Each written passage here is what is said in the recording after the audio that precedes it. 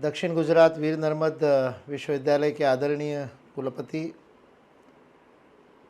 यहाँ उपस्थित अन्य सभी सम्माननीय आचार्यगण, भारतीय शिक्षण मंडल गुजरात के आदरणीय अध्यक्ष और गुजरात टेक्नोलॉजिकल यूनिवर्सिटी के आदरणीय कुलपति नवीन भाई सेठ, और सभी श्रोता जो फेसबुक और अन्य माध्यमों से इस विषय को सुन रहे हैं। मेरे सहवक्ता AU पटेल जी ने राष्ट्रीय शिक्षा नीति में उच्च शिक्षा के बारे में दिए गए प्रावधानों की बड़ी विस्तार से चर्चा की है, इसलिए अब बिंदुगत चर्चा करने के लिए बहुत कुछ विषय बचा नहीं है।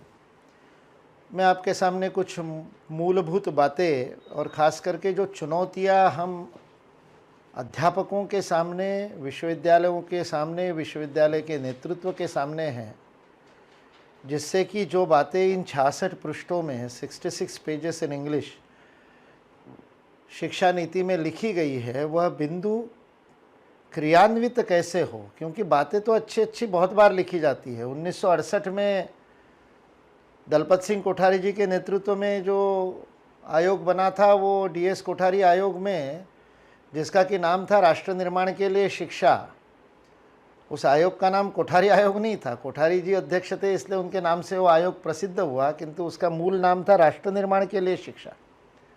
उसमें बहुत सुंदर सुंदर बातें दी गई थी, लेकिन अमल में ही नहीं आई, क्रियान्वित ही नहीं हुई। इसलिए ये जो एक अत्यंत क्रांतिकारी ऐसी एक शिक्षा नीति 29 जुलाई 2020 को भारत सरकार की केंद्रीय मंत्रिपरिषद ने हम सबके सामने रखी है, और जिसके ऊपर क्रियान्वयन गति से प्रारंभ हो गया है। मंत्रालय का नाम बदल गया, अब मंत्रालय शिक्षा मंत्रालय हो गया है। अन्य भी बातों के ऊपर नेशनल रिसर्च फाउंडेशन की बात शिक्षा नीति में की है, वह राष्ट्रीय अनुसंधान परिषद की स्थापना हो गई, वह न्यास काम करना शुरू हो गया, उसका DPR चालू हो गया। शिक्षा नीति के आने से पहले ही मार्च महीने में ही निर्मला सीतारामन जी ने 200 करोड़ रुपए बजट में इसके लिए प्रावधान कर दिया था। अभी पिछले सप्ताह ही शिक्षा मंत्री रमेश पोखरियाल निशंक जी ने IIT और NIT के निदेशकों की बैठक लेकर के और यह निर्णय दे दिया, और जिसके लिए एक उच्च शिक्षा सचिव अमित खरे जी के नेतृत्व में एक टास्क फोर्स की रचना कर दी है कि उच्च शिक्षा में सभी विषय यह भारतीय भाषाओं में कैसे उसका अध्ययन प्रारंभ हो। IIT में अब हिंदी में, और गुजरात के सरदार पटेल NIT में अगर वो लोग तैयारी कर ले तो गुजराती में, और अभियांत्रिकी की शिक्षा कैसे हो सकती है। इसलिए नवीन भाई बैठे तो GTO को भी इसमें आगे बढ़ कर के और इसकी तैयारी कर लेनी चाहिए।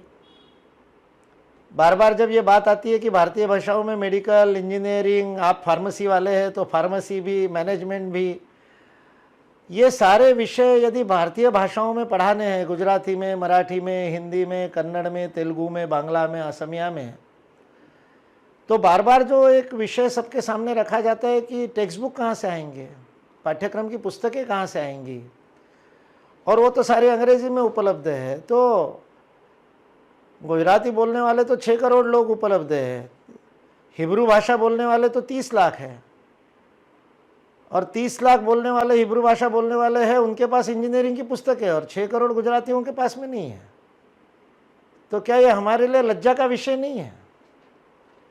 और हम क्यों अंग्रेजी का अनुवाद गुजराती में या मराठी में या हिंदी में करने की बात करते हैं? क्या हमारे प्राध्यापक, क्या हमारे शिक्षक इस बात में सक्षम और समर्थ नहीं है कि गुजराती में अभियांत्रिकी के पाठ्यक्रम की पुस्तकें, टेक्स्ट बुक्स लिख सके? तो ये चुनौतियां हैं और ये तैयारी है जो विश्वविद्यालयों को करनी चाहिए। लगभग 1-1.5 साल पूर्व साउथ गुजरात विश्वविद्यालय में ही भारतीय शिक्षण मंडल का और वीर नर्मद साउथ गुजरात विश्वविद्यालय के साथ में जो RFRF का MOU है, उसके अंतर्गत एक 2 दिवसीय आनंदशाला और बोर्ड ऑफ स्टडीज़ के लिए ली गई थी, अध्ययन समूहों के लिए ली गई थी कि कैसे भारतीयता पर आधारित पाठ्यक्रम तैयार किए जाए। और उसमें अंग्रेज़ी, पॉलिटिकल साइंस, इकोनॉमिक्स, सोशियोलॉजी, इन सारे विषयों के मैनेजमेंट, इन सारे 6 विषय कुछ लिए थे, जिनके ऊपर 2 दिन पूरा काम करके और देश भर के विविध विशेषज्ञों को बुलाया था। जैसे इकोनॉमिक्स के लिए एडीएन वाजपेयी जी आए थे, सोशियोलॉजी के लिए बीएचयू से अरविंद जोशी जी आए थे। ऐसे एक एक विषय के विशेषज्ञ पूरे देश भर में से आकर के, और उन्होंने 2 दिन बैठ करके, 3 दिन बैठ करके और सूरत में बैठ करके और अभ्यासक्रम बना दिए, पाठ्यक्रम बना दिए, सिलेबस बना दिया, जो भारत केंद्रित सिलेबस, इंटीग्रेटेड एकात्म सिलेबस है। अब आपको फिर से इस प्रकार की कार्यशाला करनी चाहिए, गुजरात के सारे विश्वविद्यालयों को मिलकर के करनी चाहिए। नवीन भाई उसका नेतृत्व कर सकते हैं भारतीय शिक्षण मंडल की तरफ से, और अमित दशोरा जी उसमें आपको सहयोग करेंगे। भारतीय शिक्षण मंडल ने पूरे देश भर में 43 सब्जेक्ट्स की नेशनल लेवल की बोर्ड ऑफ स्टडीज़ बनाई है। और ये क्यों बनाना पड़ेगा? क्योंकि राष्ट्रीय शिक्षा नीति मल्टीपल एंट्री मल्टीपल एग्जिट की बात कर रही है। कह रही है फर्स्ट ईयर के बाद सर्टिफिकेट दे दो, सेकंड ईयर में कोई छोड़ करके जाएगा तो उसको डिप्लोमा दे दो, थर्ड ईयर करेगा तो उसको पास डिग्री दे दो, और फोर्थ ईयर के बाद उसको ऑनर्स की डिग्री दे दो, और जिसने 4 साल की ऑनर्स की डिग्री दी है उसको 1 साल में पोस्ट ग्रेजुएशन की व्यवस्था करो। यदि यह व्यवस्था है बीए, बीकॉम, बीएससी में आपको करनी है तो आपको अपने पाठ्यक्रम बदलने पड़ेंगे। उसके सेमेस्टर सिस्टम में जो आपने पाठ्यक्रम बनाए हैं वो 2 सेमेस्टर ऐसे होने चाहिए कि जिसमें एक सर्टिफिकेट जितना कोर्स पूरा हो जाए, अगले 2 सेमेस्टर में डिप्लोमा जितना कोर्स पूरा हो जाए। सारा रिस्ट्रक्चरिंग करना पड़ेगा, पूरे को व्यवस्थित ढंग से रखना पड़ेगा। तो जैसे मैंने कहा पहली बात कि अपनी भारतीय भाषाओं में शिक्षा देने की व्यवस्था करनी चाहिए, और हर, चाहे बीएससी करने वाला विद्यार्थी हो, चाहे बीटेक करने वाला विद्यार्थी हो, उसको यह विकल्प, यह पर्याय, यह ऑप्शन उपलब्ध हो कि वो चाहे तो गुजराती में, हिंदी में और अपनी भाषा में पढ़ सके। इसकी तैयारी करनी पड़ेगी। दूसरी तैयारी जो हमको करनी है, जो पाठ्यक्रमों को सुव्यवस्थित करना है, वो मल्टीपल एंट्री मल्टीपल एग्जिट के लिए पाठ्यक्रमों को तैयार करना है। ये तैयारी विश्वविद्यालयों को करनी है, ये तैयारी सरकार नहीं करेगी। ये तैयारी में सरकार का कोई लेना देना नहीं, सरकार की प्रतीक्षा भी करने की आवश्यकता नहीं। हम अपनी हर विषय की समितियां बना करके इसको कर सकते हैं, और जैसा मैंने कहा गुजरात स्तर पे भारतीय शिक्षण मंडल इस विषय में नेतृत्व करके इस काम को कर सकता है। ये जो महत्वपूर्ण बातें हैं, जिन बातों पर काम विश्वविद्यालयों को करना है, जैसे अंतर्राष्ट्रीयकरण की बात अभी हुई, इंटरनेशनलाइजेशन की बात हुई, लेकिन विश्व के 100 विश्वविद्यालयों को भारत में कैंपस खोलने की अनुमति देने वाला जो वाक्य है, उस वाक्य का पूर्वार्ध हम भूल जाते हैं। हमारी पता नहीं मानसिकता इतने वर्षों से ऐसी बन गई है कि हम उस वाक्य को पूरा पढ़े ही नहीं है। 100 विश्व के विश्वविद्यालयों को निमंत्रण देने की बात कहने से पहले उस वाक्य के पूर्वार्ध में, पहले first half of the sentence में, पूर्वार्ध में राष्ट्रीय शिक्षा नीति कह रही है कि भारत के सर्वोत्तम विश्वविद्यालयों को विश्व में अपने कैंपस खोलने की अनुमति प्रदान की जाएगी। उसके लिए साउथ गुजरात यूनिवर्सिटी तैयारी कर रही है क्या? और जब विश्व में कैंपस खोलने की बात करते हैं तो आप अमेरिका, ऑस्ट्रेलिया, जर्मनी की क्यों बात सोचते हो? रवांडा में, घाना में, नामीबिया में और सोमालिया में, साउथ अफ्रीका में, पेरू में, ब्राज़ील में, ईरान में आपके कैंपस खोलने के लिए वो लोग तैयार बैठे हैं। मॉरिशस में, इंडोनेशिया में, मलेशिया में। दुनिया के 180 देश ऐसे हैं जो भारत को अपना नेता मानते हैं। जो अविकसित देश है, विकसनशील देश है, उनको शिक्षा देने का काम विश्वगुरु के रूप में भारत को करना है। हम अपने से ऊपर क्यों देखते हैं? ये गुलामी की मानसिकता कब हम छोड़ेंगे कि हम स्टैनफोर्ड और हार्वर्ड की तरफ देखने लगेंगे? हम जकार्ता यूनिवर्सिटी के साथ कोलैबोरेशन कब करेंगे? हम थाईलैंड की पटाया की यूनिवर्सिटी के साथ कब कोलैबोरेशन करेंगे? हम वियतनाम के साथ कोलैबोरेशन कब करेंगे, जहाँ पर आज भी छत्रपति शिवाजी की पूजा होती है और उसके स्टैचू वियतनाम के कोने कोने में लगे हुए? वो वियतनाम अपने गोरिल्ला वॉरफेयर के लिए, अपनी छापामार युद्ध नीति के लिए राणा प्रताप और शिवाजी से प्रेरणा लेता है, और अमेरिका जैसी महाशक्ति के नाको चने चबवा देता है। जिस वियतनाम में संस्कृत का अध्ययन आज भी होता है, जिस उज्बेकिस्तान में, कजाकिस्तान में, किर्गिस्तान में, उनके तरफ हम कब ध्यान देंगे? और वह इंटरनेशनलाइजेशन के विश्वगुरु बनने के अध्याय में विदेशी विश्वविद्यालयों को भारत में बुलाने से पहले राष्ट्रीय शिक्षा नीति कह रही है कि हमारे विश्वविद्यालयों को बाहर भेजेंगे। उसके लिए नैक में आपका क्या एक्रेडिटेशन होना चाहिए, उसके लिए आपकी क्या क्या तैयारी होनी चाहिए, उसके लिए आपके किस प्रकार के रिसर्च की स्थिति होनी चाहिए, ये सारी बातें राष्ट्रीय शिक्षा नीति में उसके संकेत है, उसके पैरामीटर्स अभी बन रहे हैं। हम लोग शिक्षा मंत्रालय के पीछे पड़े कि ये काम पहले करो, विदेशी मंत्रालय के लिए कानून बनाना पड़ेगा, विदेशी विश्वविद्यालयों को भारत में लाने के लिए तो पार्लियामेंट में कानून बनाना पड़ेगा, लेकिन भारत के विश्वविद्यालयों को विदेशों में भेजने के लिए कानून की आवश्यकता नहीं है। आपको केवल एक एग्जीक्यूटिव ऑर्डर से इसकी अनुमति प्रदान करनी है कि टेरिटोरियल बाउंड्रीज जो है आपके विश्वविद्यालय की, आपको इतने ही जिलों में आप पढ़ा सकते हैं, उसकी जगह आप विश्व में कैंपस खोल सकते हैं, उसके लिए अनुमति की ये प्रक्रिया होगी। शिक्षा मंत्रालय से होम मिनिस्ट्री में जाएगा और होम मिनिस्ट्री से वो और परराष्ट्र मंत्रालय में जाएगा और विदेश मंत्रालय उसको अनुमति दे देगा। साल भर में हमारे कैंपस खुल सकते हैं, हमको उसकी तैयारी करनी चाहिए, अभी से प्रपोजल भेजना शुरू करना चाहिए। 100 विश्वविद्यालय प्रपोजल भेजेंगे तो केंद्र सरकार को व्यवस्था करनी पड़ेगी। इसलिए वैश्वीकरण की या अंतर्राष्ट्रीयकरण की बात करते समय केवल बाहर के विश्वविद्यालय में भारत में आने वाली और यह दासता की मानसिकता छोड़ करके हम कैसे बाहर जाएंगे, इसके ऊपर विचार करने की आवश्यकता है।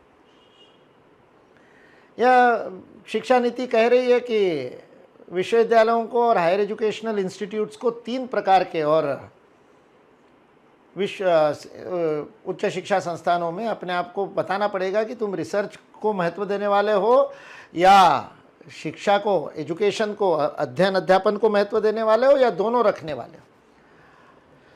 अब उसके लिए पैरामीटर्स बन रहे हैं, उसके लिए परिमाण बन रहे हैं। हमको उसके अंदर कुछ विचार करना चाहिए ना, हम अपने विश्वविद्यालय को कहाँ लेके जाना चाहते हैं, हम अपने विश्वविद्यालय को क्या दिखाना चाहते हैं, हमारा विश्वविद्यालय कहाँ पर पहुँचाना चाहते हैं, हमारी क्या दृष्टि है। हम रिसर्च का विश्वविद्यालय बनना चाहते तो उसके लिए हमको क्या तैयारी करनी पड़ेगी, हमारे प्राध्यापकों की उसके लिए कितनी तैयारी है। ये चुनौतियाँ हैं जिन चुनौतियों पर हमको काम करने की आवश्यकता है।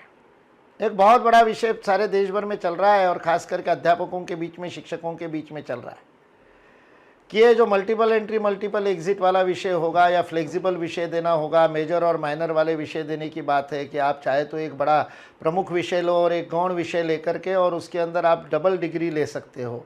इस प्रकार के जो प्रावधान है, यानी गणित के साथ आप संगीत सीख सकते हो, आप विज्ञान के साथ में साहित्य सीख सकते हो। इस प्रकार का जो एक कंपार्टमेंटलाइजेशन को तोड़ करके सच्चे अर्थ में जिसको बहुशाखीय मल्टीडिसिप्लिनरी, वास्तविक अर्थ में मल्टीडिसिप्लिनरी की बात जो ये राष्ट्रीय शिक्षा नीति कर रही है, इसको लागू करने की दृष्टि से जो तैयारी करनी पड़ेगी, तो शिक्षकों के बीच में ये चर्चा चल रही है कि हमारा काम बढ़ जाएगा। जब चॉइस बेस्ड क्रेडिट सिस्टम आई थी, उस समय जब पहली बार दिल्ली विश्वविद्यालय ने चॉइस बेस्ड क्रेडिट सिस्टम को लागू करने की बात की तो दिल्ली विश्वविद्यालय के शिक्षक संघ ने, डूटा ने, दिल्ली यूनिवर्सिटी टीचर्स एसोसिएशन ने आंदोलन कर दिया था। और उन दिनों में मैं दिल्ली में था, विवेकानंद इंटरनेशनल फाउंडेशन में। डूटा के कुछ लोगों को बुला करके हमने उनके साथ चर्चा की थी कि आपकी समस्या क्या है, और समस्या क्या है वो समझने के बाद हमको समझ में आया कि इन्होंने इस चॉइस बेस्ड क्रेडिट सिस्टम को समझा ही नहीं है, और बिना समझे हमारा काम बढ़ जाएगा, हमारे ऊपर ज़्यादा दायित्व आ जाएगा, ये सोच करके आंदोलन चल पड़ा।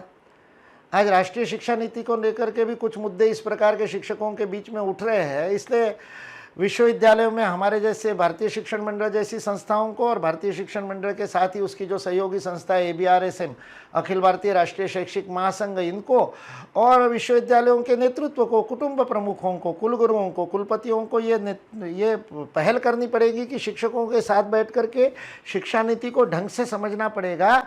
यह अध्ययन केंद्रित शिक्षा की बात कर रही है, लर्निंग सेंट्रिक एजुकेशन की बात कर रही है, और सही ढंग से यदि हमने लागू किया तो शिक्षक मुक्त हो जाएंगे। शिक्षकों को बहुत अधिक काम नहीं रहेगा, शिक्षकों का काम बहुत आनंददायी हो जाएगा, क्योंकि विद्यार्थी पर दायित्व बनेगा अध्ययन का। लर्निंग सेंट्रिक जो व्यवस्था होती है, जो कि आज विश्व के बड़े विश्वविद्यालयों में, जो गुरुकुलों में थी, नालंदा में थी, तक्षशिला में थी, छोटे छोटे गुरुकुलों में थी, और अब हार्वर्ड और स्टैनफोर्ड में है। हार्वर्ड और स्टैनफोर्ड में आपकी लाइब्रेरी में बैठ करके, आप लेबोरेटरी में बैठ करके अपने प्रयोग करो, प्राध्यापक के पास जाकर के अपनी समस्याएं सुलझाओ और समस्या सुलझा करके काम कर लो। विद्यार्थी का दायित्व होता है अध्ययन करना, शिक्षक का दायित्व नहीं होता है विद्यार्थी को पढ़ाना। और वही गुरुकुल की पद्धति थी, इसलिए 1000 विद्यार्थियों पर एक आचार्य चल जाता था। अभी तो 30:1, 15:1, 20:1 की बात हम कर रहे हैं। उस समय 1000 विद्यार्थियों को एक आचार्य देख लेता था, क्योंकि अध्ययन केंद्रित व्यवस्था थी। और यही स्थिति आज सारे विश्व के प्रमुख विश्वविद्यालयों में है। यह शिक्षा नीति उसको वापस लाने की बात कर रही है, तो शिक्षकों को इसका स्वागत करना चाहिए, खुले दिल से स्वागत करना चाहिए। सिलेबस का पुनर्गठन इस प्रकार से करना चाहिए कि विद्यार्थी केंद्रित और अध्ययन केंद्रित सारी की सारी रचना हो जाए। अभी भी हमारे इसमें टाइम टेबल में हम लिखते समय लेक्चर्स और ट्यूटोरियल्स अलग अलग लिखते हैं, लेकिन मैं कई बार शिक्षकों के बीच में और हायर एजुकेशन के अध्यापकों के बीच में बात करते समय पूछता हूँ ट्यूटोरियल में और लेक्चर में क्या फ़र्क है। और विद्यार्थियों को तो पता ही नहीं होता, शिक्षकों को भी पता नहीं होता कि ट्यूटोरियल होता क्या है। ट्यूटोरियल या लर्निंग सेंट्रिक प्रोसेस है, जिसमें जाकर के बच्चा अपना पढ़ाई करके आएगा और जो उसको समझ में नहीं आएगा वो पूछेगा, उसके लिए ट्यूटोरियल होते हैं। हमारे ट्यूटोरियल के 2 क्लास यदि होंगे एक सप्ताह में, तो उसमें भी भाषण ही चलता है, उसमें भी लेक्चर ही चलता है। तो हम यह राष्ट्रीय शिक्षा नीति पूरी पेडागॉजी को, पूरी शिक्षण विधि को बदलने की बात कर रही है, और उसकी तैयारी अध्यापकों को करनी पड़ेगी। ये सबसे बड़ी चुनौती है। और अध्यापकों ने तैयारी नहीं की तो कितना भी एक्सपीरियंशियल लर्निंग की बात कर रही है शिक्षा नीति। शिक्षा नीति हैंड्स ऑन एजुकेशन की बात कर रही है। शिक्षा नीति बात कर रही है कि आप अपने हाथ से अनुभव करो। इंटर्नशिप की बात कर रही है। शिक्षा नीति इंडस्ट्री को इन्वॉल्व करने की बात कर रही है। शिक्षा नीति समाज के साथ जोड़ने की बात कर रही है विद्यार्थियों को। लेकिन उसके लिए रचनाएं तो आपको बनानी पड़ेगी आपके विश्वविद्यालय में। आपके विश्वविद्यालय के साथ मैं बहुत वर्षों से जुड़ा हूँ, 2014 से सूरत कई बार मेरा आना हुआ है। पूर्व छात्रों को आपने बहुत अच्छे से जोड़ा है। आपके विश्वविद्यालय में कई डिपार्टमेंट, मुझे लगता है गुजराती डिपार्टमेंट की भी बहुत बड़ी बिल्डिंग मैंने देखी थी, जो पूर्व छात्रों के द्वारा दान के द्वारा बनाई गई। वो द्वार भी, बड़ा द्वार जो बना हुआ है, वो किसी पूर्व छात्र ने अपने माता पिता के नाम पर या दादी माँ के नाम पर दिया हुआ है। ये जो सारा पूर्व छात्रों का, एल्यूमिनियम का इन्वॉल्वमेंट है, राष्ट्रीय शिक्षा नीति उसको बढ़ावा देने की बात करते हैं। उसके लिए एक संरचना का विकास करना पड़ेगा, स्ट्रक्चर डेवलप करना पड़ेगा। ये काम विश्वविद्यालयों को करना है, विश्वविद्यालयों को इसकी तैयारी करनी है।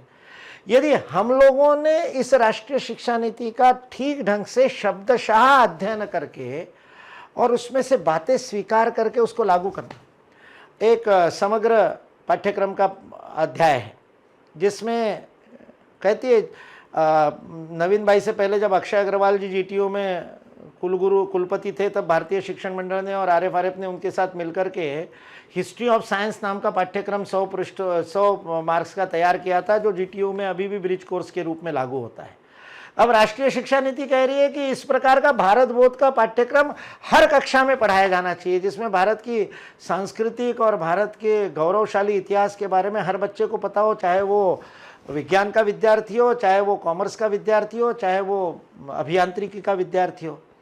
अब वो समग्र पाठ्यक्रम को गुजरात में कैसा होना चाहिए, उसके लिए अपने को काम करना शुरू करना पड़ेगा। ऐसे अनेक बीज बिंदु इस राष्ट्रीय शिक्षा नीति में, जो इस शिक्षा नीति को पूरी तरह से हम जो समस्याएं आज तक कहते थे कि भारत में उच्च शिक्षा में ये समस्या है, वो समस्या है, ऐसा है, वैसा है, वो सारी समस्याओं का समाधान करने के बीज, सीड्स इस शिक्षा नीति के अंदर है। किंतु उसका क्रियान्वयन हम सबको करना है, इसलिए उसके लिए हमको संकल्प लेना पड़ेगा। उसके लिए हमको काम करना शुरू करना पड़ेगा। चर्चाएं हमने बहुत कर ली, अब हमको प्रत्यक्ष कार्य के लिए आनंदशालाओं का, कार्यशालाओं का आयोजन करना पड़ेगा। छोटे छोटे समूह बना करके एक एक काम को आगे बढ़ाना पड़ेगा, प्रकाशन आगे बढ़ाना पड़ेगा, रचनाएं विकसित करनी पड़ेगी, राष्ट्रीय शिक्षा नीति के अनुरूप कार्य करने वाले डिपार्टमेंट्स की बात करनी पड़ेगी। और उसके लिए हमको एनआरएफ से हम कैसे अधिक से अधिक अपने विश्वविद्यालय के लिए सहयोग ले सकते हैं। ये नेशनल रिसर्च फाउंडेशन ये पहले से मिलने वाले सहयोग से इतर है। डीएसटी, डीबीटी, यूजीसी के द्वारा जो मेजर रिसर्च प्रोजेक्ट आती मिलते हैं, उसके लिए मिलने वाली राशि को बिना छुए एक नई राशि का, एक नई निधि का निर्माण नेशनल रिसर्च फाउंडेशन कर रहा है। हमारे कुछ आईक्यूएसी के प्रमुखों को बैठ करके और उस पर विचार करना चाहिए कि एनआरएफ का लाभ हम कैसे ले सकते हैं। रूसा के समय यही हुआ। रूसा 1 के समय अनेक विश्वविद्यालयों ने अध्ययन ही नहीं किया था। रूसा को 242 पेज का रूसा 1 के समय 242 पेज का और रूसा 2 के समय 263 पेज की गाइडलाइन थी। IQAC वालों को और सबको पढ़ने की आवश्यकता थी। उस गाइडलाइन को लिखने वाले प्रोफेसर वेंकटेश टीस के जो प्रोफेसर थे वो मेरे मित्र थे। उनसे जब मैं उस गाइडलाइन के अंदर के एक एक बिंदु पर बात करता था और रूसा 2 बनाते समय मैंने जब उनको सुझाव दिए कि इसको बदल करके इसको ऐसा करो, इसको बदल करके ऐसा करो, तो एक दिन एक वेबिनार में मंच पे से उन्होंने, एक सेमिनार में, प्रत्यक्ष सेमिनार में मंच पे से वेंकटेश ने कहा कि मुझे लगता है कि ये पूरे 240 पेज का 242 पेज का डॉक्यूमेंट मेरे अलावा सिर्फ मुकुल जी ने ही पढ़ा है। हम में से कितने लोगों ने उन गाइडलाइन का अध्ययन किया था? आज NRF का डॉक्यूमेंट तैयार है, ये 66 पृष्ठों का राष्ट्रीय शिक्षा नीति का डॉक्यूमेंट है। पॉइंट बाय पॉइंट हम में से कितनों ने पढ़ा है। केवल उच्च शिक्षा की बात नहीं है, आपके बच्चों के ऊपर शालेय शिक्षा का भी परिणाम होना है। और केवल बच्चों के ऊपर ही नहीं, आपके पास आने वाला जो मटेरियल है वो 12वीं पास करके ही आएगा ना। इसलिए 5+3+3+4 की जो रचना की गई है और शालेय शिक्षा को जो पूरा परिवर्तित किया, उसका अध्ययन करना हमारा काम नहीं है क्या? केवल 66 पृष्ठ तो है, एक बार बैठ करके पूरा अध्ययन करके उसके नोट्स तो हमको निकालने चाहिए। ये यदि हम नहीं करेंगे तो कस्तूरी रंगन जी नाम के ऋषि ने बहुत अच्छा काम कर दिया। उनकी समिति ने बिल्कुल ऋषित्व के साथ यह काम किया। और लोग कह रहे कि 34 साल बाद, 1986 में आई थी, उसके बाद 34 साल बाद शिक्षा नीति आई। मैंने उस दिन शिक्षा मंत्री थे JNU में, एक कार्यक्रम में साथ में, उनके मुंह पर कहा था 34 साल बाद नहीं, 185 साल बाद शिक्षा नीति आई है। 1835 में जो सत्यानाश ब्रिटिश सरकार ने किया था, उसको ठीक, उस शीर्षासन को ठीक करने वाली शिक्षा नीति 2020 में हमारे सामने आई है। लेकिन चुनौती वही है। चुनौती ये है कि केवल शासन के भरोसे कुछ नहीं होगा। शासन ने कायदा बना दिया, दहेज निवारण का, दहेज विरोधी कायदा बना करके इतने साल, 32 साल हो गया, 34 साल, 34 ईयर्स दहेज का कायदा बना हुआ है। दहेज बंद हो गया क्या? दहेज के कारण होने वाली हत्याएं बंद हो गई क्या? क्योंकि जब तक समाज अपना मन नहीं बनाएगा, कानून कुछ नहीं कर सकता, सरकार कुछ नहीं कर सकती। काका कालेलकर अपने गुजरात के बहुत बड़े विद्वान हुए, वो काका कालेलकर कहा करते थे, सरकारी काम असरकारी नहीं होता, सरकारी काम असरकारी नहीं होता, असरकारी काम तो समाज का होता है। इसलिए जब तक है प्राध्यापक जो मेरे सामने बैठे, जो अध्यापक मेरे सामने बैठे, वो राष्ट्रीय शिक्षा नीति को अपनी नीति बना करके, कस्तूरी रंगन की राष्ट्रीय शिक्षा नीति नहीं है, मेरी नीति है, ऐसा समझ करके उसको लागू करने के लिए प्रतिबद्ध कटिबद्ध नहीं होंगे। ऋषि ने लिख तो दिया, लागू करने के लिए हमको ऋषि बनना पड़ेगा, तपस्या करनी पड़ेगी।